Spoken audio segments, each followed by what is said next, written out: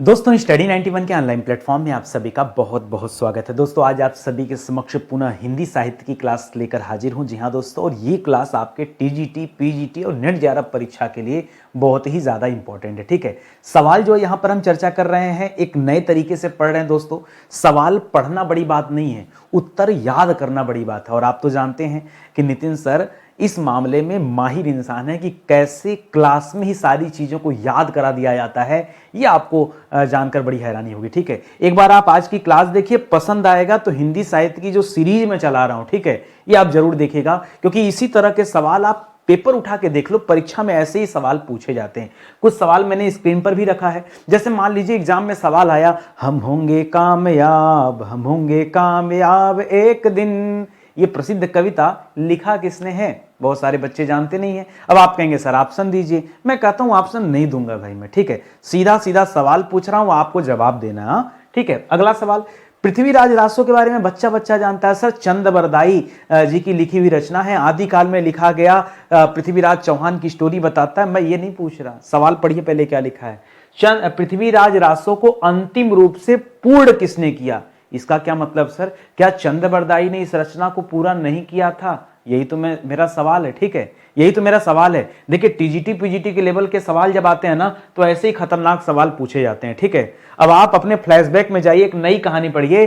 पहली बार फ्लैशबैक शैली का उपयोग किस रचना में किया गया? अभी तो पिक्चर में फ्लैशबैक देखते थे, ठीक है, क्लास में फ्लैशबैक देखते थे, ठीक है, लेकिन किस रचना में फ्लैशबैक शैली का यूज किया गया? ये तो और खतरनाक सवाल हो गया भाई। ठीक है, तो आप हमसे पढ़िए और देखिए, इन सब सवालों का उत्तर आपको ऐसे चुटकी में याद हो जाएगा। 1947 में जब देश का विभाजन हो रहा था, भारत और पाकिस्तान, दोस्तों इसके बीच में जब विभाजन चल रहा था, उस समय सांप्रदायिक दंगा फैल गया था। उस सांप्रदायिक दंगे पर लिखी गई रचना का नाम बताना है, बताइए। और एक बहुत बेहतरीन रचना दोस्तों, मतलब क्या ही बताऊं मैं। तमस का नाम सुना है? भीष्म साहनी, उसी की बात कर रहा हूं। ठीक है, मुस्कुराइए जन। ठीक है, कह रहा है किस रचना में कयामत का वर्णन किया गया है? कयामत, कयामत आ जाएगा। ये कयामत शब्द सुनते होंगे जब किसी मुस्लिम से बात कीजिए, ठीक है, तो उनके ग्रंथ में लिखा है कि मोहम्मद साहब ने तय किया कयामत कब आएगा, और कयामत की बात मलिक मोहम्मद जायसी ने आखिरी कलाम में किया। अरे वही मलिक मोहम्मद जायसी जिन्होंने पद्मावत लिखा भैया, ठीक है, उन्हीं की रचना हम पढ़ते हैं, आखिरी कलाम ना। उसी आखिरी कलाम में मोहम्मद साहब के बारे में भी बताया गया और कयामत का वर्णन भी किया गया है। तो पूरी क्लास देखेंगे तो आनंद आएगा। अभी कवर पेज से ही मैं पढ़ा दूं तो इतना कष्ट न दीजिए हमें। ठीक है, आप जुड़िए। और बाकी तो आप सभी जानते हैं। आप ये भी जानते होंगे कि बताइए राष्ट्र कवि किसे कहा जाता है? सर बच्चा बच्चा जानता है, मैथिली शरण गुप्त, लेकिन डिप्टी राष्ट्र कवि किसे कहते हैं? बताइए, डिप्टी राष्ट्र कवि किसे कहते हैं? मैं कह रहा हूं आपको पढ़ने की आवश्यकता है। जो बच्चा ये सोच रहा है कि नहीं साहित्य हमने स्पेशली पढ़ लिया है, वो थोड़ा सा मेहनत करे हमारे साथ। ठीक है, साहित्य एक बार फिर से आपको मेहनत से पढ़ना पड़ेगा। ठीक है, आनंद पूर्वक पढ़िए दोस्तों, मजा आएगा। ठीक है, ध्यान दीजिएगा, बीपीएससी ट्री 4.0 परीक्षा के लिए एक स्पेशल बैच हमने लॉन्च किया है, और इस एक बैच से ही आप पीआरटी, मिडिल, टीजीटी या पीजीटी दे सकते हैं। स्पेशली बिहार का बैच है, ध्यान दीजिएगा। ठीक है, तो बाकी बच्चे अभी न ज्वाइन करें, आगे मैं यूपी टीजीटी पीजीटी के लिए अलग से बैच बनाऊंगा, तो आपके लिए वो सफिशियंट रहेगा। ये बिहार बीपीएससी ट्री के हिसाब से बना हुआ बैच है, इसको ध्यान में रखेंगे। ठीक है, चलिए सीधे आते हैं सवालों पर और पढ़ना आरंभ करते हैं। क्या कुछ सवाल दिया गया? ठीक है, पहला सवाल ही दिया गया। अच्छा ध्यान दीजिएगा, आज हमारा 77 नंबर का लेक्चर है। ठीक है, कम से कम 17-18 लेक्चर मैं अभी तक जो है हिंदी साहित्य पर दे चुका हूं। आप आइए पढ़िए, तब आनंद आएगा। ठीक है, कह रहा प्रसिद्ध कविता हम होंगे कामयाब एक दिन, इसके रचनाकार कौन है? आपने कविता तो सुना ही होगा, बचपन में हम मुट्ठी बांध के दोस्तों बड़े गर्मजोशी के साथ दोस्तों एक कविता गाते थे, हम होंगे कामयाब एक दिन। गिरिजा कुमार माथुर की रचना है। किसकी रचना दोस्तों? यह कविता किसने लिखा है? याद रखेंगे, गिरिजा कुमार माथुर। ठीक है, गिरिजा कुमार माथुर की यह कविता है, इस तथ्य को ना भूलिएगा कभी। ठीक है, अच्छा आपने एक और सुना होगा, विजयी विश्व तिरंगा प्यारा झंडा ऊंचा रहे हमारा। चलिए जल्दी से बता दीजिए, यह किसकी रचना दोस्तों? यह कविता किसकी है? विजयी विश्व तिरंगा प्यारा झंडा ऊंचा रहे हमारा। ठीक है, विजयी विश्व तिरंगा प्यारा। ठीक है, तिरंगा प्यारा। अब यहीं तक छोड़ दूं ना लिख करके, यहीं से समझ जाइएगा। ठीक है, यह रचना दोस्तों श्यामलाल गुप्त पार्षद की। किसकी रचना है? श्यामलाल गुप्त। इनके नाम में पार्षद शब्द जुड़ा हुआ है। ठीक है, ये आप ध्यान देंगे, श्यामलाल गुप्त पार्षद की रचना थी, ये आप याद रखेंगे। ठीक है, सारे जहां से अच्छा हिंदोस्ता हमारा, ठीक है, सारे जहां से अच्छा, बताइए सारे जहां से अच्छा। देखिए नितिन सर की क्लास में ना रट्टाफिकेशन वाला काम नहीं चलता है, ठीक है, कि मैं आऊं और केवल जो है पढ़ाऊं और चला जाऊं, ठीक है। मैं तो नए नए सवाल आपको बताता रहता हूं, ठीक है। अरे यही क्यों पढ़ना कि हम होंगे कामयाब किसने लिखा, कुछ और कविताएं पढ़ लेते हैं, ठीक है। तो याद रखेंगे दोस्तों, ये वाली मैंने बता दिया, ये बता दिया, सारे जहां से अच्छा हिंदोस्तां हमारा, ठीक है। एक और अच्छा सा कविता याद आया, वो रणवीर चौकड़ी भर भर कर चेतक बन गया निराला था, राणा प्रताप के घोड़े से पड़ गया हवा का पाला था। आप बताइए, ठीक है।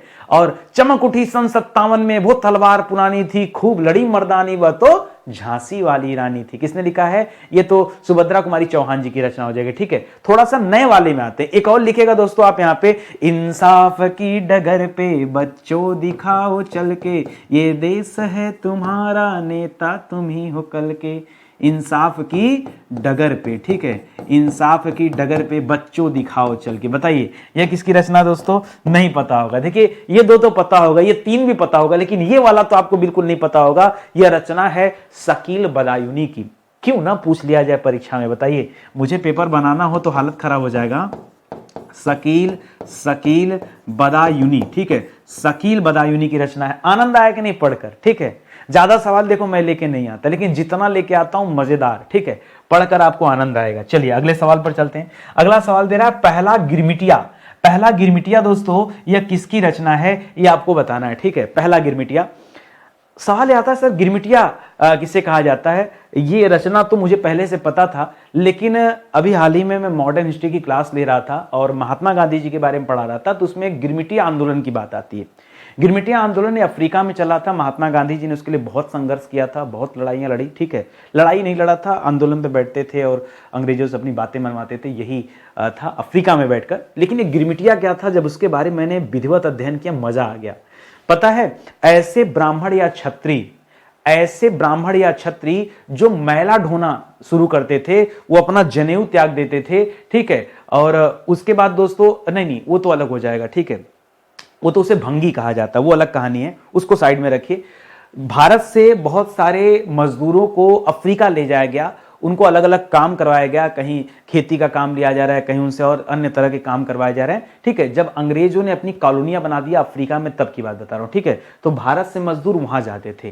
तो भारत के ऐसे मजदूर जिनका कोई ना कोई पैसा अंग्रेजों के पास बाकी रहता था, उन्हें वो बधुआ मजदूर के तौर पर रख लेते थे। एक कॉन्ट्रैक्ट उनसे साइन कराते थे कि जब तक ये कर्जा तुम्हारा उतर नहीं जाता, तब तक के लिए तुम हमारे गुलाम रहोगे, हमारे तुम नौकर रहोगे। और उनको उस कॉन्ट्रैक्ट पेपर पे साइन करा के भारत से कहां लेके जाते थे? अफ्रीका ले जाते थे। जब तक उनका कर्जा नहीं उतर जाता था, तब तक वो काम करते थे। सर अगर मान लीजिए काम नहीं किए तो दोस्तों अफ्रीका में कानून था कि अगर आप गिरमिटिया मजदूर हैं और आपका कर्जा नहीं उतरा है और आप विद्रोह कर रहे हैं, तो आपके ऊपर फौजदारी कानून लागू किया जाता था। फिर चलिए जेल खटिए, ठीक है। तो उससे बेहतर है तो आप काम कर लीजिए, ठीक है। लेकिन ये कुछ सालों के लिए होता था, 5 साल, 10 साल, 3 साल, 2 साल, जैसा जिसका बकाया रहे उस हिसाब से होता था। तो ये होता था गिरमिटिया, ठीक है। तो वही लिख रहा दोस्तों, सवाल दे रहा पहला गिरमिटिया।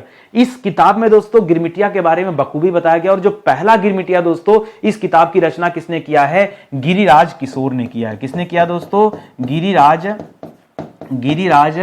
गिरिराज किशोर की रचना है। मैंने बाकी बता दिया पूरा स्टोरी, अब यहां लिखेंगे तो ज्यादा हो जाएगा, ठीक है। और आगे बढ़िए दोस्तों। अगला सवाल दे रहा है कृष्ण कौमुदी। सर हमने तो क्या पढ़ा था? हमने संवाद कौमुदी पढ़ा था अपने जीवन में, ठीक है। हमने क्या पढ़ा था? संवाद कौमुदी पढ़ा था। और संवाद कौमुदी एक पत्रिका है दोस्तों, ध्यान दीजिएगा, कोई किताब का नाम नहीं है, यह पत्रिका है। और इसको लॉन्च किया था राजा राम मोहन राय जी ने। किसने किया था? राजा राम मोहन राय जी ने लॉन्च किया था। एक दोस्तों हमने और पढ़ा था हिंदी कौमुदी, अगर आपको याद हो तो, ठीक है। नहीं याद है ना, चलिए कोई बात नहीं। एक आपने पढ़ा था हिंदी कौमुदी, जिसको मैंने बताया था दोस्तों, यह हिंदी का एक तरह से व्याकरण ग्रंथ है हिंदी कौमुदी, ठीक है। और उसको लिखा था अंबिका प्रसाद वाजपेयी जी ने, जब मैंने आपको अटल बिहारी वाजपेयी के बारे में बताया था, ठीक है। अंबिका प्रसाद वाजपेयी, ठीक है, कि वाजपेयी जी ने कैसे जाकर दोस्तों यूएन में हिंदी में भाषण दिया, वहां से जोड़ के आप याद रखेंगे, ठीक है। लेकिन ये जो कृष्ण कौमुदी है यह रचना है घनानंद की। किसकी रचना दोस्तों? कृष्ण कौमुदी किसकी रचना है? याद रखेंगे, यह घनानंद की रचना है। घनानंद एक राइटर है दोस्तों, उनकी रचना है, उसका नाम है कृष्ण कौमुदी। इसमें कृष्ण की लीलाओं के बारे में बताया गया है दोस्तों। कृष्ण कौमुदी में क्या दिया गया है? तो याद रखिएगा, कृष्ण की लीलाओं के बारे में, ठीक है। कृष्ण की बाल लीला, ठीक है, कृष्ण की बाल लीला का वर्णन दोस्तों इस कृष्ण कौमुदी में किया गया है। इसे आप ध्यान में रखेंगे, ठीक है। एकदम एक एक पॉइंट समझ में आ रहा है ना? जब आप ऐसे साहित्य को पढ़ेंगे तब जानिए कि साहित्य के साथ आप जो है, अच्छा मैं एक काम करूं क्या, मैं इसी तरह का एक बैच बनाऊं क्या? अगर आप चाहें तो मैं इस तरह का एक बैच बना सकता हूं, डेली उसमें अच्छे अच्छे सवाल लेकर आऊंगा और उसको इसी पैटर्न पर दोस्तों आपको पढ़ाऊंगा, ताकि ज्यादा से ज्यादा चीजें जो है आपकी तैयार हो जाएं, याद हो जाएं, ठीक है। बताइएगा जैसा भी रहे आपको।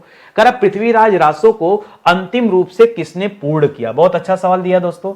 हम सभी जानते हैं दोस्तों कि पृथ्वीराज रासो की रचना, ठीक है, पृथ्वीराज रासो की अगर हम रचना की बात करें तो याद रखिएगा, इसकी रचना आदिकाल में हुई। आदिकाल को हम चारण काल के नाम से भी जानते हैं, चारण काल या वीरगाथा काल, ठीक है, चारण काल भी कहते हैं और या इसे हम वीरगाथा काल के नाम से भी जानते हैं, ठीक है। ये तो काल का नामकरण हो गया। दूसरी बात दोस्तों, पृथ्वीराज रासो की रचना चंद बरदाई जी ने किया है। किसने किया है? चंद बरदाई जी ने किया, ठीक है। और इसमें अजमेर कर रहा हूं, इसमें चौहान वंशी राजा पृथ्वीराज चौहान तृतीय के बारे में दोस्तों बताया गया है। लेकिन इसको अंतिम रूप से पूरा किसने किया? तो याद रखिएगा, चंद्रबरदाई के पुत्र, ठीक है, चंद्रबरदाई के पुत्र ने इस रचना को पूर्ण किया। और पुत्र का नाम क्या है? जल्हन। क्या नाम दोस्तों? जल्हन नाम है, ये आप याद रखेंगे, ठीक है। चंद्रबरदाई के पुत्र कौन है? जल्हन। भरोसा नहीं हो रहा होगा सर कि इतने दिन से हम लोग पढ़ते आ रहे हैं, ये छोटा सा सवाल हमें नहीं पता था। तो देखिए, हिंदी साहित्य में ऐसे टेक्निकल सवाल बनते हैं जहां पे आप बहुत ज्यादा परेशान हो जाते हैं। करा किस रचना में पहली बार फ्लैशबैक शैली का यूज किया गया? फ्लैशबैक शैली, जी हां, वो एक ऐसी रचना है कि उसे आप पढ़ेंगे तो आपको लगेगा बार बार आप फ्लैशबैक में जा रहे हैं, ठीक है। और उस रचना का नाम क्या है? उस रचना का नाम भी है उसने कहा था, ठीक है। उसने कहा था, जैसे मैं आपसे अगर बोलूं उसने कहा था, तो आप फ्लैशबैक में जाएंगे, किसने कहा था? उसने कहा था, ठीक है। तो इसी से आप याद रखेंगे। और यह चंद्रधर शर्मा गुलेरी की रचना है। किसकी रचना दोस्तों? यह चंद्रधर शर्मा गुलेरी की रचना है। इसे आप जो है ध्यान में रखेंगे, ये बहुत अच्छा सवाल है, ठीक है। ऐसे ही सवाल बनते हैं परीक्षा में, बार बार कर रहा हूं, टीजीटी पीजीटी का पेपर उठा के देख लीजिएगा, हूबहू ऐसा सवाल पूछा जाता है। करा किस रचना में आल्हा उदल, ठीक है, आल्हा उदल की वीरता का वर्णन देखने को मिलता है। अच्छा, आल्हा उदल थे कौन दोस्तों? तो याद रखेगा, यह एक राजा थे परमर्दी देव, ठीक है, राजा परमर्दी देव, ठीक है, परमर्दी देव, ठीक है, परमर्दी देव के राज्य के ये वीर पुरुष थे, ठीक है, इन्हें आप याद रखेंगे। और आल्हा उदल की जो रचना है, इनसे संबंधित जो रचना वो कौन सी है? याद रखेंगे, परमाल रासो। कौन सी है? परमाल रासो। और परमाल रासो को लिखा किसने दोस्तों? तो इसको लिखा है दोस्तों जगनिक ने। जैसे जग विख्यात हो गए दोस्तों आल्हा उदल, तो याद रखेगा जगनिक की रचना है। और या यहाँ के परमर्दी देव को परमाल देव भी कहा जाता था। इन्हीं को क्या कहा जाता था? इन्हीं को परमाल देव भी कहा जाता था, ठीक है, परमाल देव, इसीलिए रचना का नाम यही रखा गया, परमाल देव, ठीक है। कहां के राजा थे दोस्तों परमाल देव? तो याद रखेगा, यह महोबा के राजा थे। कहां के राजा थे? यह महोबा के राजा थे। इसे आप ध्यान में रखेंगे। छोटी छोटी बातें हैं, लेकिन तोड़ मरोड़ कर साहित्य में सवाल पूछ देता है, ठीक है।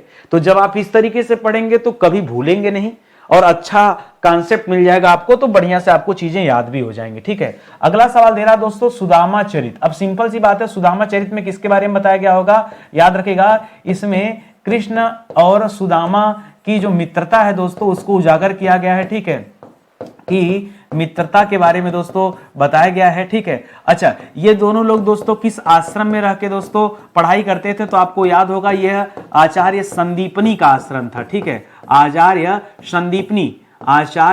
संदीपनी का आश्रम था। वैसे भगवान श्री कृष्ण के गुरु कौन कहे जाते हैं? पता है? घोर अंगिरस, ठीक है, याद रखेंगे। कभी कभी सवाल आ जाता है परीक्षा में कि कृष्ण के गुरु कहे जाते हैं, तो संदीपनी तो थे ही, इसके अलावा दोस्तों याद रखेंगे घोर अंगिरस, ठीक है, घोर अंगिरस को क्या माना जाता है, भगवान श्री कृष्ण का गुरु कहा जाता है, ये आप याद रखेंगे। और ये जो सुदामा चरित लिखा दोस्तों, इस सुदामा चरित दोस्तों यह किसकी रचना है, तो याद रखेंगे यह नंद दास की रचना है। किसकी रचना है, यह नंद दास की रचना है सुदामा चरित, ठीक है, नंद दास की रचना हो गई। चलिए आगे बढ़ते हैं। करा रुक्मणी मंगल, ठीक है। देखिए अगर इसी तरह की मैं रचना की बात करूं तो एक रचना था गोस्वामी तुलसीदास जी की रचना थी, ठीक है, गोस्वामी तुलसीदास की दो रचनाएं थी दोस्तों, एक था पार्वती मंगल, एक था जानकी मंगल। अगर आपको याद हो तो पार्वती मंगल और जानकी मंगल, ठीक है। पार्वती मंगल वाली रचना में याद रखेंगे शिव पार्वती विवाह का वर्णन है, शिव पार्वती विवाह का वर्णन है, ठीक है। और जानकी मंगल में दोस्तों राम सिया, ठीक है, राम और सीता के विवाह का वर्णन मिलता है। ये तुलसीदास जी की दोनों रचनाएं हैं, जानकी मंगल, पार्वती मंगल। आपके सामने रुक्मणी मंगल दिया दोस्तों, और रुक्मणी मंगल जो है यह नंददास की रचना है, ठीक है। रुक्मणी मंगल किसकी रचना दोस्तों, यह नंददास की रचना है। एक पॉइंट दोस्तों यहां पे और याद रखेगा, इस रचना में दोस्तों रुक्मणी हरण के बारे में बताया गया कि कैसे रुक्मणी हरण होता है, और रुक्मणी विवाह के बारे में भी दोस्तों यहां बताया गया, ठीक है। तो रुक्मणी हरण और रुक्मणी विवाह के बारे में दोस्तों वर्णन किया गया है इस रचना में, इसको आप याद रखेंगे। इसी तरह दोस्तों एक और रचना थी श्याम स्नेही, जो मैंने पीछे बताया था कल वाली क्लास में, अगर आपको याद हो तो जरा नोट कीजिएगा। यहां पे एक रचना मैंने आपको बताया था श्याम स्नेही, ठीक है, श्याम स्नेही जो रचना थी दोस्तों, इस रचना में भी रुक्मणी के विवाह का वर्णन मिलता है, और यह आलम की रचना थी, ठीक है, याद रखेंगे यह आलम की रचना का नाम है श्याम स्नेही, और इस रचना में भी रुक्मणी विवाह का वर्णन मिलता है, ठीक है। तो मैं आपको समझाना यह चाहता हूं कि देखिए जैसे मैं राम सीता की विवाह की बात करूं दोस्तों, तो यहां पे आप याद रखें ये तो रचना है गोस्वामी तुलसीदास जी की। इसी तरह एक और रचना जानकी जू को ब्याह, वहां भी दोस्तों किसके बारे में बताया गया, तो उस रचना में भी दोस्तों माता सीता के विवाह के बारे में वर्णन किया गया है। तो मैं आपको यह समझाना चाह रहा हूं कि एक ही फॉर्मेट पे दोस्तों अलग अलग किताबें लिखी गई हैं, तो उनको जरा आप जो अपने ध्यान में रखेंगे, कंफ्यूज ना होइएगा, ठीक है। मुझसे तो देखिए जितना बन पड़ता है मैं उतना आपको समझाते जा रहा हूं, ठीक है। गोवर्धन लीला उठा लीजिए, ठीक है। अब देखिए बड़ा कंट्रोवर्सी है इस सवाल में। गोवर्धन लीला जो रचना है दोस्तों, यह भी नंददास की रचना है, लेकिन एक गोवर्धन लीला और है, उसको लिखा दोस्तों सूरदास जी ने, ठीक है। एक गोवर्धन लीला सूरदास जी की रचना है, गोवर्धन लीला और नाग लीला, ठीक है। गोवर्धन लीला और नाग लीला ये दोनों दोस्तों सूरदास जी की रचनाएं हैं, ठीक है। तो ऐसे में समस्या है कि नहीं, कि पता नहीं ऑप्शन में सूरदास देगा या ऑप्शन में दोस्तों नंददास देगा, ईश्वर जाने। लेकिन आपको ध्यान रखना है कि गोवर्धन लीला नाम से दो रचनाएं हैं, गोवर्धन लीला नाम से दो रचनाएं हैं, एक तो नंददास की रचना है और एक सूरदास की रचना है। ये आपको जानना होगा। एग्जाम में जैसा ऑप्शन देगा ऐसा आयोग हमेशा गलत सवाल नहीं देता, कभी कभी दोस्तों इस तरह का ऑप्शन फंसा देता है, ठीक है। लेकिन जब परीक्षा में देगा ना तो आपसे सूरदास पक्का नहीं पूछेगा, क्योंकि सूरदास वाली बात ना ज्यादातर बच्चों को पता है, नंददास वाली बात लोगों को नहीं पता है, तो नंददास ही पूछेगा और जानबूझ के लोग गलतियां करेंगे, ठीक है। तो आप ना गलती कीजिएगा, मुझे तो आपसे लेना देना है। अगला सवाल, प्रेमचंद्र का एकमात्र ऐतिहासिक उपन्यास दोस्तों कौन सा है, ठीक है। ठीक है, उपन्यास तो अपनी जगह है, लेकिन ऐतिहासिक उपन्यास प्रेमचंद जी ने सिर्फ एक ही लिखा है, ठीक है। उपन्यास तो दर्जनों लिखा है, ध्यान दीजिएगा।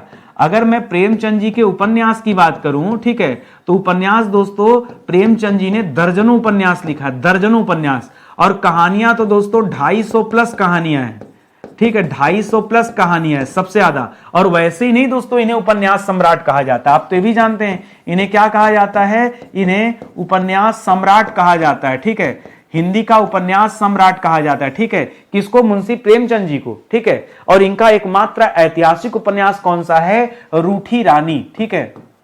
रूठी रानी जो दोस्तों, मैं इसको सर्च कर रहा था गूगल पे तो मुझे मिला वांटेड, हमने कहा गजब, रूठी रानी को वांटेड बना दिया, ठीक है। मजाक की बात है, आप रूठी रानी याद रखेंगे, ये मुंशी प्रेमचंद जी का उपन्यास है, इसे ध्यान देंगे। जब कभी ऐतिहासिक उपन्यास पूछे ना, तब दोस्तों आप ये जवाब देंगे। अच्छा, अंतिम और अपूर्ण उपन्यास दोस्तों कौन सा है? एक तो दोस्तों अंतिम है, दूसरा दोस्तों अपूर्ण है, ठीक है। तो अपूर्ण उपन्यास में आप पढ़ते हैं मंगलसूत्र, दोस्तों इनका क्या था? अपूर्ण उपन्यास था, ठीक है। लेकिन ऐसा नहीं कि मंगलसूत्र को पूरा नहीं किया गया, ठीक है। सवाल आता दोस्तों कि इसे किसने पूर्ण किया, तो इसे पूर्ण किया दोस्तों अमृतलाल ने, ठीक है। अमृत राय ने, अमृतलाल नहीं, अमृतलाल नागर अलग हैं, अमृत राय जी, ठीक है। अमृत राय जी दोस्तों याद रखेंगे, ये मुंशी प्रेमचंद जी के पुत्र थे, ठीक है। मुंशी प्रेमचंद के पुत्र थे। तो इन्होंने सोचा जब पिताजी का काम छूटा है तो क्यों ना हम ही कर लें, ठीक है। तो इसको आप याद रखेंगे, ठीक है। एक चीज और याद रखेंगे, प्रेमचंद जी का विवाह पूछ लेता है कभी कभी परीक्षा में, ठीक है। तो इन्होंने समाज की रीतियों से हटकर दोस्तों विवाह किया था। इन्होंने विवाह किया था शिवरानी देवी से। किसे? शिवरानी देवी, ठीक है। अरे शिवगामी देवी नहीं, वो तो बाहुबली में चले गए आप, ठीक है। शिवगामी देवी नहीं, शिवरानी देवी, ठीक है। शिवरानी देवी से विवाह किया था। और शिवरानी देवी जो थी दोस्तों, यह बाल विधवा थी, ठीक है। क्या थी? एक तो विधवा थी, ऊपर से बाल, ठीक है। यानी इनकी उम्र भी कम थी और कम उम्र में इनका पहले विवाह हो गया था, लेकिन इनके पति का देहांत हो गया था। तो इनसे दोस्तों मुंशी प्रेमचंद जी ने अपना विवाह कर लिया, ठीक है, जो कि उस समय समाज की रीतियों के एकदम खिलाफ था। और एक चीज और बता दूं मैं आपको, ये अमृत राय जो इनके पुत्र है ना, अमृत राय का विवाह होता है दोस्तों, अमृत राय जी का विवाह होता है सुधा चौहान से। किससे होता है? सुधा चौहान से होता है। और सुधा चौहान पता कौन है? याद रखेंगे, सुधा चौहान की माता का नाम देखिए, इनकी माता है दोस्तों सुभद्रा कुमारी चौहान, ठीक है। सर वो झांसी की रानी जिन्होंने लिखा है, हाँ, सुभद्रा कुमारी चौहान, ठीक है। तो याद रखेंगे, एक तरह से समधी थे इनके मुंशी प्रेमचंद। कौन थे? इनके समधी हुए ना, सुभद्रा कुमारी चौहान के समधी थे। अरे इतिहास में रिश्ता बना लीजिए, इतिहास कर रहा हूं, हिंदी साहित्य के इतिहास को पढ़ते पढ़ते आप रिश्ता बना लीजिए, ठीक है। रिश्ता बना लेंगे, कितना मजा आता पढ़ने में ऐसे, हाँ। तो पढ़ने का आनंद बढ़ जाता जब आप ऐसे पढ़ेंगे तब, ठीक है। भूलने का सवाल ही नहीं पैदा होता। जब तक आप रटोगे, देखो, तब तक आप भूलोगे। जब आप डिटेल में पढ़ना शुरू करोगे, एक एक रचनाओं के बारे में 2-2, 4-4 लाइन याद करना शुरू करोगे, ऑटोमेटिक चीजें याद हो जाएंगी। और आप मेरे साथ रहो ना, घबराते क्यों, परेशान क्यों होते भाई? आप मेरे साथ रहो ना, याद करा दूं तो बताओ मुझे, ठीक है। चलिए आ जाइए, आगे बढ़ते हैं दोस्तों, अगले सवाल पर आइए। करा प्रेमचंद द्वारा लिखित प्रथम उपन्यास कौन सा है, ठीक है। प्रेमचंद जी ने दोस्तों जो पहला उपन्यास लिखा, उस उपन्यास का नाम क्या था, ठीक है। उस उपन्यास का नाम था दोस्तों प्रेमा। लेकिन आपको मैं बताऊं एक चीज, प्रेमचंद जी के बारे में ऐसी बात बता दूं, आपको भरोसा नहीं होगा। आपको पता है प्रेमचंद जी ने जो ज्यादातर रचनाएं किया उर्दू भाषा में किया। क्या मजाक कर रहे हैं सर? हाँ, प्रेमचंद जी ने जो ज्यादातर अधिकतर इनकी जो रचनाएं हैं, ज्यादातर रचनाएं जो इनकी हैं दोस्तों, ठीक है, वो दोस्तों उर्दू में, ठीक है, वो उर्दू में रची गई हैं। और ये जो पहला उपन्यास प्रेमा भी है ना, यह भी दोस्तों उर्दू में ही रचा गया है, ये आप याद रखेंगे। बाद में दोस्तों इसका हिंदी ट्रांसलेट किया गया, ये था मूल रूप से उर्दू में। हम खुशी एक हम खुशी, ध्यान दीजिएगा, इसका नाम क्या था? हम खुशी एक हम सुबाब, ठीक है, हम सुबाब, ठीक है। यह दोस्तों इसका नाम था। और ये सबसे पहले दोस्तों उर्दू में रचित था। और मैं कह रहा हूं दोस्तों मूल रूप से, ठीक है, मूल रूप से उर्दू में था, बाद में इसका ट्रांसलेट हुआ हिंदी में। तो ये तथ्य भी याद रखेगा। इसी वजह से बड़ा कंट्रोवर्सी है इसमें भी, क्योंकि एक और उपन्यास इन्होंने लिख दिया जो मूल रूप से हिंदी में था, ठीक है। लेकिन जब कभी आप गूगल सर्च करोगे तो आपको यही नाम मिलेगा, प्रेमा नाम मिलेगा। अब हिंदी साहित्य का जो पेपर बना रहा है ना मास्टर, उसको पता है कि आपके पढ़ने की शैली क्या है और आप कितने तह तक जाके पढ़ सकते हैं। उसको पता है कि प्रेमा आपने पढ़ा है, लेकिन आपको यह भी नहीं पता है कि यह उपन्यास पहले उर्दू में लिखा गया था, बाद में जो है इसको ट्रांसलेट किया गया। तो एक सवाल साहित्य में अलग से बन जाता है कि बताइए मुंशी प्रेमचंद द्वारा रचित हिंदी का पहला उपन्यास कौन सा है? समझ रहे हैं बात को? नहीं बन सकता सवाल, बन सकता है ना?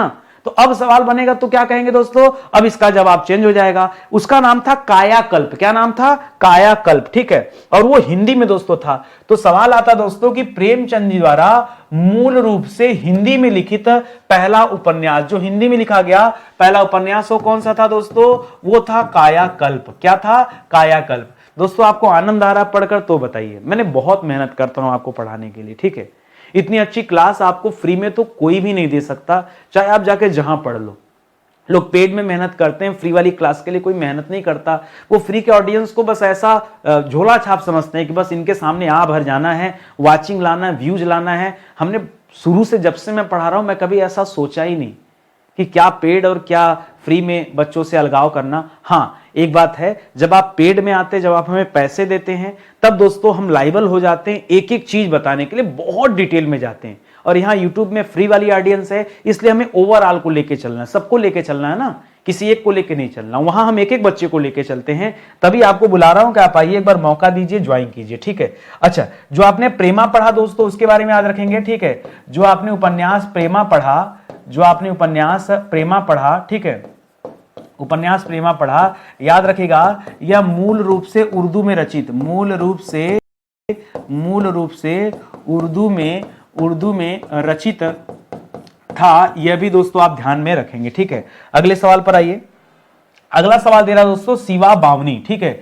शिवा बावनी के रचनाकार कौन दोस्तों। अच्छा, शिवा बावनी में किसका वर्णन मिलता दोस्तों, तो याद रखिएगा शिवाजी का। शिवाजी की प्रशस्ति में लिखा गया है, ठीक है। शिवाजी की प्रशस्ति में लिखा गया। प्रशस्ति माने जानते हैं ना, यानी उनको और ज्यादा भौकाल पूर्वक दिखा, मतलब उनकी प्रशंसा। प्रशस्ति मतलब हो जाता है प्रशंसा, और ज्यादा भौकाल, और ज्यादा प्रशंसा करना, ये उसका अर्थ होता है। तो ये है किसकी रचना है, तो भूषण की रचना है। अगर रचना पूछे भूषण की, और भूषण जी ने शिवाजी के लिए दोस्तों दो रचनाएं किया। एक तो दोस्तों भूषण जी ने क्या लिखा दोस्तों, शिवा बावनी लिखा, ठीक है। एक तो शिवा बावनी लिखा, और एक दोस्तों शिवराज भूषण लिखा, ठीक है। क्या लिखा, एक तो शिवा बावनी पढ़ते हैं और एक शिवराज भूषण पढ़ते हैं। ये दोनों में दोस्तों शिवाजी के बारे में बताया गया, ठीक है। शिवराज भूषण, ठीक है।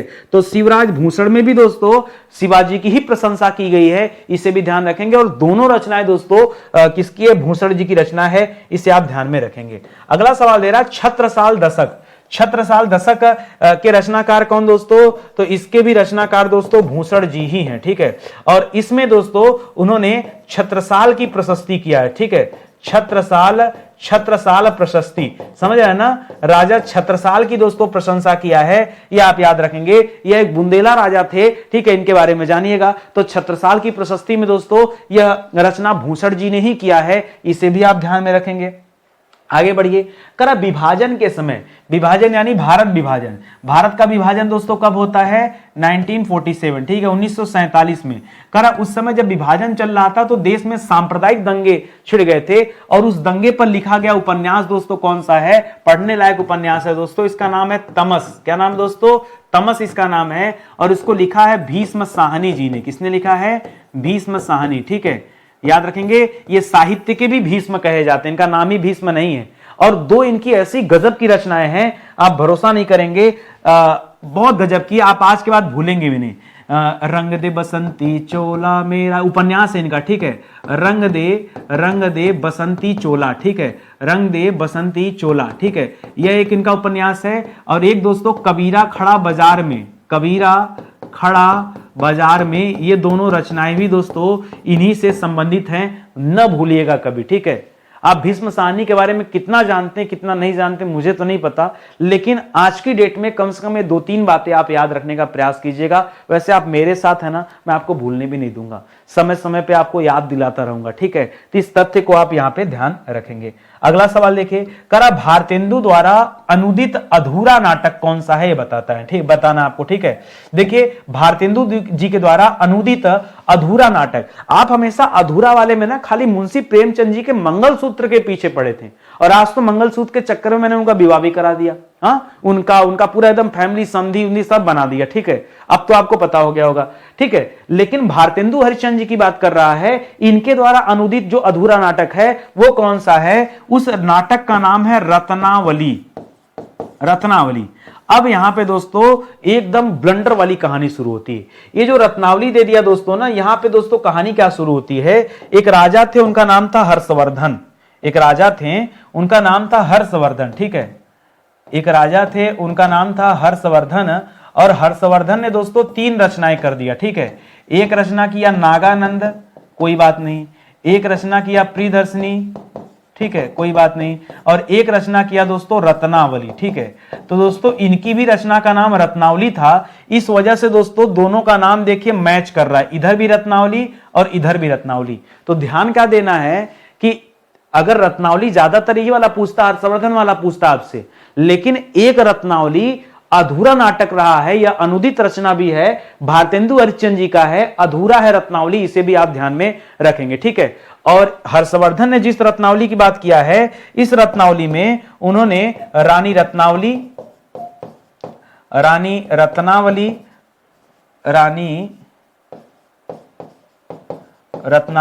प्लस राजा उदयन का वर्णन किया है।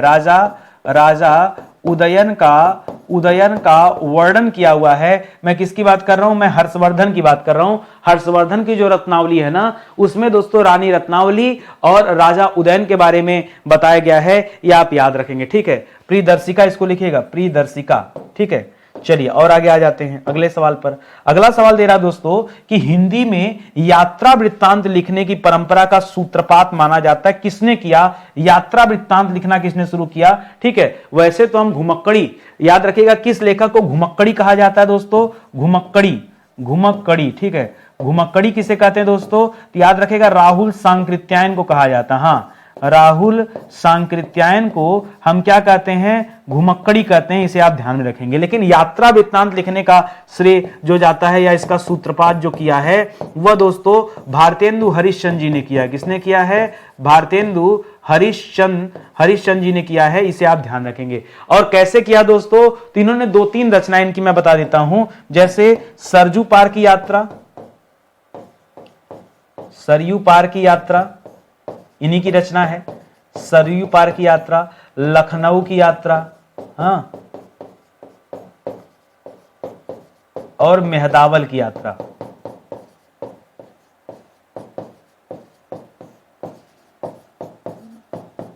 ठीक, ये दोस्तों 2-3 रचनाएं हैं। ये रचनाएं दोस्तों किसकी हैं? याद रखेंगे तीनों की तीनों रचनाएं भारतेंदु हरिश्चंद्र जी से जुड़ी हुई हैं। इसीलिए मैं कह रहा हूं कि यात्रा वृत्तांत का सूत्रपात दोस्तों किसने किया है? तो भारतेंदु हरिश्चंद्र जी ने किया है। यह तथ्य भी आपको नहीं भूलना है, ठीक है। और आगे आइए अगला सवाल।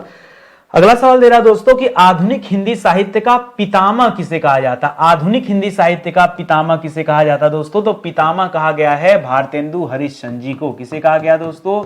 भारतेंदु हरिश्चंद्र जी को पितामह कहा गया है। और इन्हीं के नाम पर दोस्तों भारतेंदु काल चला। आधुनिक काल में पहला जो कालखंड है, ठीक है, आधुनिक काल जब आप पढ़ेंगे तो आधुनिक काल में दोस्तों जो पहला कालखंड है वो भारतेंदु युग है। कौन सा दोस्तों? उसे हम भारतेंदु युग के नाम से भी जानते हैं। इस तथ्य को भी आप याद रखेंगे, ठीक है। जैसे जो आप पढ़ते हैं, एक आदि काल पढ़ते हैं, एक भक्ति काल पढ़ते हैं, एक रीति काल पढ़ते हैं, एक आधुनिक काल पढ़ते हैं, 4 पढ़ते हैं, ठीक है। क्या क्या पढ़ते हैं? सबसे पुराना वाला जो है दोस्तों आदि काल, उसके बाद भक्ति काल के बाद रीति काल के बाद आधुनिक काल। उसके बाद दोस्तों और भी आ जाता है कविता, प्रयोगवादी, ऐसे करके, प्रगतिवादी, ऐसे करके बहुत सारे बढ़ जाते हैं। लेकिन मुख्य रूप से पढ़ना चाहेंगे तो 4 पार्ट में पहले डिवाइड करके पढ़िए।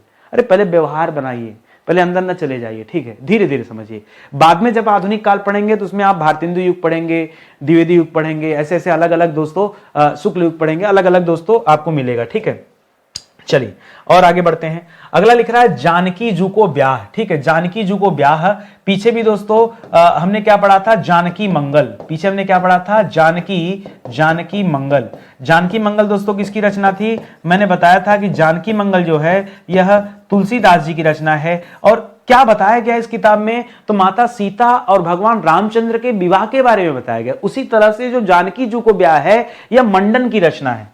किसकी रचना है? यह मंडन की रचना है। मंडन को प्रसिद्धि मिली दोस्तों, इन्होंने और रचनाएं लिखा। रस रत्नावली सुना होगा आपने, रस रत्नावली सुना है कि नहीं? रस रत्नावली या फिर रस विलास, ये दोनों इन्हीं की रचनाएं हैं, रस रत्नावली और रस विलास। ठीक है, ये दोनों किसकी, मंडन की रचना है। और जानकी जी को ब्याह से याद रखेगा जनक पचीसी। ठीक है, जनक पचीसी। ठीक है, जनक पचीसी भी इन्हीं की रचना। अच्छा, बैताल पचीसी का क्या हाल चाल भैया? बैताल पचीसी के रचनाकार हैं बेताल भट्ट और सुरती मिश्र, दोनों लोग माने जाते हैं, भूलना नहीं आपको। तो पचीसी पचीसी से याद आ गया, तो इस वजह से दोस्तों इसे भी आप ध्यान में रखेंगे, मंडन की रचना है, इसे आप दिमाग में रखेंगे। ठीक है, कर आखिरी कलाम। आखिरी कलाम दोस्तों इसकी रचना किसने किया है? याद रखेंगे मलिक मोहम्मद जायसी ने किया है। किसने किया है? मलिक मोहम्मद जायसी की रचना है। और इसमें किसका वर्णन किया गया दोस्तों? तो दो चीजों का वर्णन है। एक तो दोस्तों मोहम्मद साहब का वर्णन है। ठीक है, मोहम्मद साहब का वर्णन किया गया है। ठीक है, उनकी बातों को बताया गया है। और दूसरा लिखिएगा कयामत का वर्णन। ठीक है, दूसरा क्या दोस्तों? कयामत का वर्णन। इसी किताब में दोस्तों कयामत का वर्णन किया गया है। ये मलिक मोहम्मद जायसी की रचना है, आखिरी कलाम, इसको भी आप याद रखेंगे। ठीक है, मलिक मोहम्मद जायसी। ठीक है, इन्हीं के द्वारा सबसे प्रसिद्ध ग्रंथ लिखा गया पद्मावत। ठीक है, क्या लिखा गया दोस्तों? पद्मावत। और पद्मावत या पद्मावती बोल सकते हैं, वैसे ग्रंथ का नाम दोस्तों पद्मावत है। ठीक है, पद्मावत ग्रंथ लिखा गया। ठीक है, और पद्मावत में किसका वर्णन, अच्छा किसने लिखा दोस्तों? तो पद्मावत की रचना मलिक मोहम्मद जायसी ने ही किया। ठीक है, मलिक मोहम्मद जायसी ने किया। कहा जाता है कि 1540 ईस्वी में दोस्तों इस ग्रंथ की रचना किया गया था। और इसमें किसके बारे में बताया गया है? तो याद रखेगा मेवाड़ के राणा रतन सिंह और रानी पद्मावती। ठीक है, रानी पद्मावती का वर्णन दोस्तों इस किताब में मिलता है। ठीक है, रानी पद्मावती वही हैं जिनकी खूबसूरती से प्रभावित होकर अलाउद्दीन खिलजी 1303 में इनके राज्य पर दोस्तों हमला बोल देता है। ठीक है, तो 1303 ईस्वी में अलाउद्दीन खिलजी का आक्रमण होता है। ठीक है, अलाउद्दीन खिलजी का आक्रमण। ठीक है, अलाउद्दीन खिलजी का आक्रमण इनके राज्य पर होता है और उसको बस खाली इतनी चाह आती कि मैं एक बार रानी पद्मावती की सुंदरता को निहारना चाहता हूं। और राजपूत थे, राजपूत। हाँ, ठीक है, कैसे निहार लोगे बताओ? ठीक है, इनके जीते जी। करा राम अवतार लीला दोस्तों किसकी रचना है? तो याद रखेगा राम अवतार लीला जो है यह मलुक दास की रचना है। ठीक है, मलुक दास की रचना है। अजगर करे न चाकरी, पंछी करे न काम। ठीक है, ये वाली लाइन किसकी है? अजगर करे न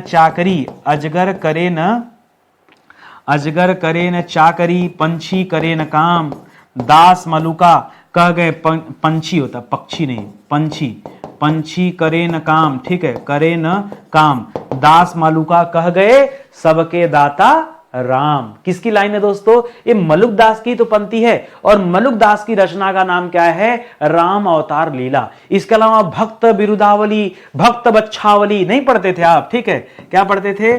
भक्त बिरुदावली,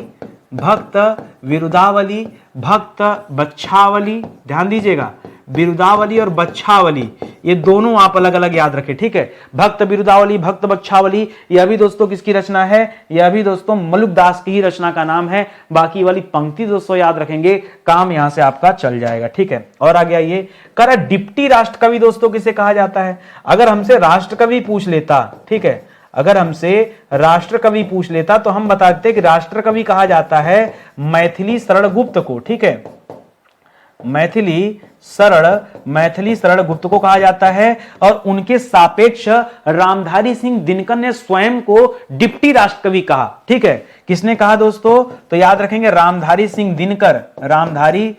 दिनकर जी ने स्वयं को क्या कहा दोस्तों? स्वयं को डिप्टी राष्ट्र कवि कहा। नहीं होता है कि बबुआ तू सीएम है, हम डिप्टी सीएम बना देते अपने अंडर में लेला। ठीक है, तो याद रखेगा मैथिली शरण गुप्त से इतने ज्यादा प्रभावित थे वो। ठीक है, इस वजह से रामधारी सिंह दिनकर स्वयं को डिप्टी राष्ट्र कवि कहते हैं। इसको भी आप ध्यान रखेंगे, तथ्य छोटा छोटा आप याद रखेंगे तो आनंद आएगा। ठीक है, और आगे बढ़िए। कला आल्हा और उदल, पीछे तो हम लोग पढ़ चुके हैं ना आल्हा उदल के बारे में, चलिए फिर से पढ़ लेते हैं। कला आल्हा उदल के चरित्र को वीर गीतात्मक काव्य के रूप में रचने वाले कवि दोस्तों कौन थे? तो मैंने बताया था आल्हा उदल दोस्तों ये जग विख्यात थे। ठीक है, तो जग विख्यात से याद रखेगा जगनिक। और ये किस राजा के यहाँ थे दोस्तों? तो राजा परमाल देव के यहाँ थे। राजा परमाल देव के यहाँ थे दोस्तों, राजा परमाल देव, ये महोबा के राजा थे। तो इस रचना का नाम क्या बनता है दोस्तों? परमाल रासो। क्या बनता है? परमाल रासो ग्रंथ जो है दोस्तों इसमें बताया गया है। ये आप ध्यान देंगे। आल्हा और उदल के चरित्र को वीर गीतात्मक रूप में दोस्तों प्रस्तुत किया गया है। यहां पे ये तथ्य आप याद रखेंगे, ठीक है। करा बीसल देव रासो जो दोस्तों, बीसल देव रासो में किस शैली का प्रयोग किया गया है? ठीक है, 20-20 आदमी, ठीक है। मैंने बताया था दोस्तों ये इसकी रचना किया है नरपति नाल ने। किसने किया है? नरपति नाल की रचना दोस्तों बीसल देव रासो। और किस शैली का प्रयोग किया गया दोस्तों? तो याद रखिएगा गेय शैली। कौन सी शैली है? इसमें गेय शैली का प्रयोग किया। गेय शैली मतलब इसको गा सकते हैं, इतना बढ़िया लिखा गया, ठीक है। और मैंने एक चीज और बताया था, इसमें राजा बीसल देव और रानी राजमती की कहानी है, ठीक है। तो याद रखेंगे राजा बीसल देव, ठीक है, राजा बीसल देव प्लस रानी राजमती के प्रेम और विरह का वर्णन है। प्रेम और विरह दोनों इस पुस्तक में बताया गया। नरपति नाल ने दोस्तों इसका जो है उल्लेख किया है। और यह एक तरह का श्रृंगार काव्य है, ठीक है। यह क्या है दोस्तों? इसे एक तरह का श्रृंगार, ये पढ़ने मात्र से लगता है कि कोई वीर रस का गेय होगा, लेकिन ऐसा नहीं, श्रृंगार काव्य है। इसे भी आप ध्यान में रखेंगे, ठीक है। और आगे चलिए दोस्तों अगले सवाल पर। कह हालात कन्हैया दोस्तों किसकी रचना है? कन्हैया किसे कहा जाता है दोस्तों? कन्हैया कहा जाता है भगवान श्री कृष्ण को, ठीक है। तो याद रखेगा यह कृष्ण पर आधारित ग्रंथ है। कृष्ण पर आधारित ग्रंथ है जिसे लिखा था आमिर खुसरो ने।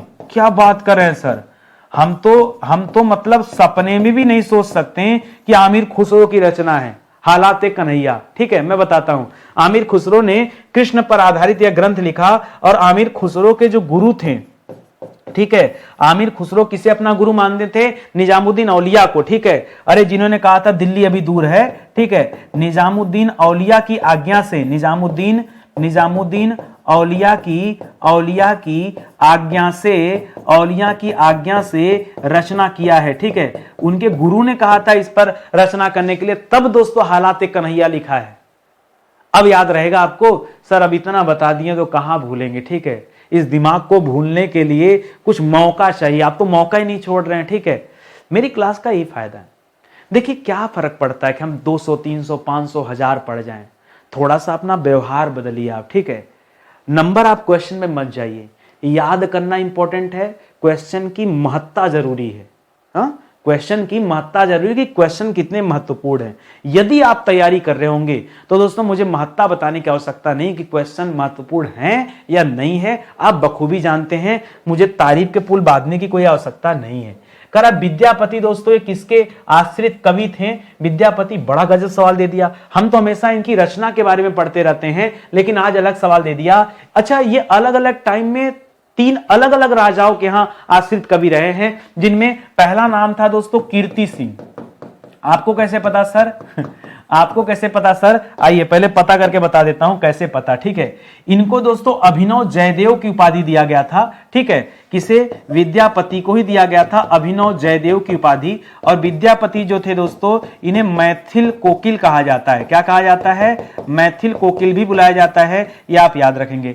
अच्छा, ये और इनकी रचनाएं अगर मैं बात करूं दोस्तों, इनकी रचनाएं कौन कौन सी थी? रचनाएं, तो इनकी रचनाओं में दोस्तों 3 रचनाएं हम लोग पढ़ते हैं। एक तो दोस्तों पदावली पढ़ते हैं, ठीक है। अब पदावली को छोड़ दीजिए तो दूसरी रचना दोस्तों कीर्ति लता और कीर्ति पताका।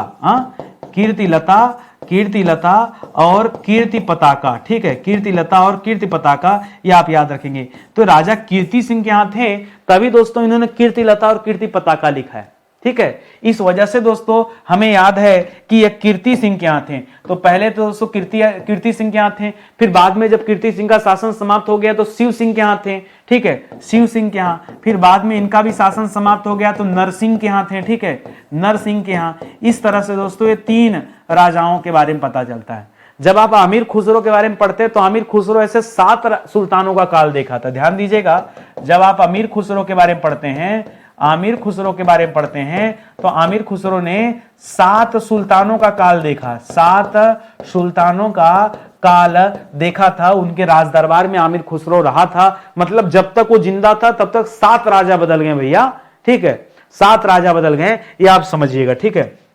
और आगे आइए, करा कालक्रम की दृष्टि से तुलसीदास, ध्यान दीजिएगा, तुलसीदास, सूरदास, बिहारी लाल और विद्यापति में दोस्तों सबसे ज्यादा पुराने कवि कौन है, सर्वाधिक पुराना दोस्तों किसे मानते हैं। अब जो बच्चा नहीं पढ़ा होगा उसको लगेगा तुलसीदास रामायण न जाने कहिया लिख दिए, ठीक है, वो तुलसीदास को बताएगा नहीं पता होने के कारण। जबकि विद्यापति आदिकाल के कवि कहे जाते हैं। विद्यापति का जो टाइम पीरियड है वो लगभग 1352 में दोस्तों इनका जन्म हुआ था, ठीक है। तो याद रखेंगे, मैंने जो याद रखा है वो इसी से याद रखा है दोस्तों कि आदिकाल के कवि हैं, बाकी लोग तो भक्ति काल में आते हैं। और इनका जो जन्म हुआ था वो 1352 के आसपास हुआ था, इस वजह से दोस्तों ये सबसे पुराने हैं।